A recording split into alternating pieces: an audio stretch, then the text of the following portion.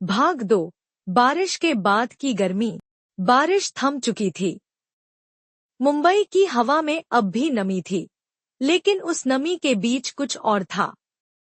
कुछ ऐसा जो कल रात नैना और आरव के बीच पैदा हुआ था। एक अजीब सी खामोशी और खिंचाव। नैना सुबह देर तक सोई रही। कल की मुलाकात उसके दिल को हल्का सा झकझोर गई थी। वो उसकी आंखों में ठहराव था, उसके हाथों की गर्माहट, वो छुअन जो अब भी उसकी उंगलियों पर जिंदा थी। दोपहर ढल रही थी जब दरवाजे पर दस्तक हुई। आरव खड़ा था। आज उसका चेहरा ज्यादा खुला, आंखों में थोड़ी शरारत थी। हाथ में एक छोटा बॉक्स। ये रहा सीलेंट। अब कोई टपकता हुआ हिस्सा नहीं बचेगा, उसने मुस्कुरा कर कहा। नैना का दिल धड़क उठा। अंदर आ जाइए, उसकी आवाज में एक धीमी खनक थी। आरव ने बालकनी की तरफ रुख किया। नैना उसके पीछे चली। वो झुका, काम में लग गया। कमरे में सिर्फ उनकी सांसों की आवाज थी और हल्की सी हवा। नैना एकटक उसे देख रही थी।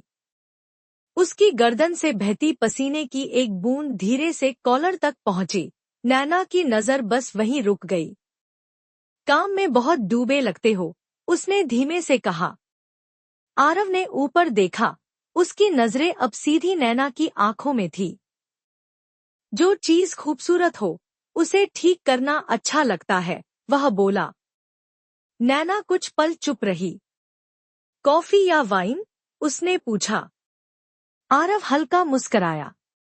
आज मौसम शायद वाइन का है। नैना ने रेड वाइन की 2 ग्लास खोली। कमरे की लाइट धीमी थी। पर्दे आधे खुले थे। बाहर धूप सुनहरी थी, लेकिन कमरे में अब शाम उतर चुकी थी। वे दोनों सोफे पर पास पास बैठे। बातें किताबों से शुरू होकर रिश्तों तक पहुंच गईं। आरव की उंगलियां अब उसके हाथों के बहुत पास थीं, एक छूने जितनी दूरी पर। तुम्हारे हाथ बहुत शांत है, नैना ने कहा। और तुम्हारी आवाज बहुत गर्म, आरव ने धीरे से कहा। नैना ने अपना हाथ उसकी उंगलियों पर रख दिया। वो पल जैसे ठहर गया। आरव ने धीरे से उसके बाल कानों के पीछे किए।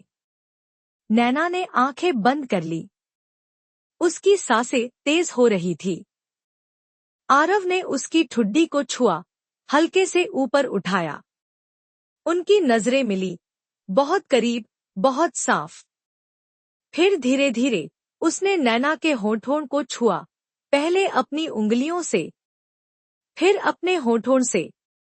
एक धीमा, गहरा, भावुक चुंबन। न कोई जल्दबाजी, न कोई शब्द। उसके होंठ नरम थे, गर्म थे, जैसे किसी अधूरी कविता को पूरा कर रहे हों। नैना ने उसकी गर्दन को छू लिया और उसकी पीठ की तरफ हाथ सरक गया। कमरे की हवा अब और भारी थी। आरव ने उसे अपनी ओर खींचा, बहुत धीरे। नैना उसकी गोद में आधी बैठी थी और उसका सिर आरव के कंधे पर। उनकी सांसें अब एक दूसरे में मिल रही थी। मैं चाहती हूं ये पल रुके, नैना ने फुसफुसाकर कहा। तो रुक जाते हैं, आरव ने कहा। बस दरवाजा बंद कर दो।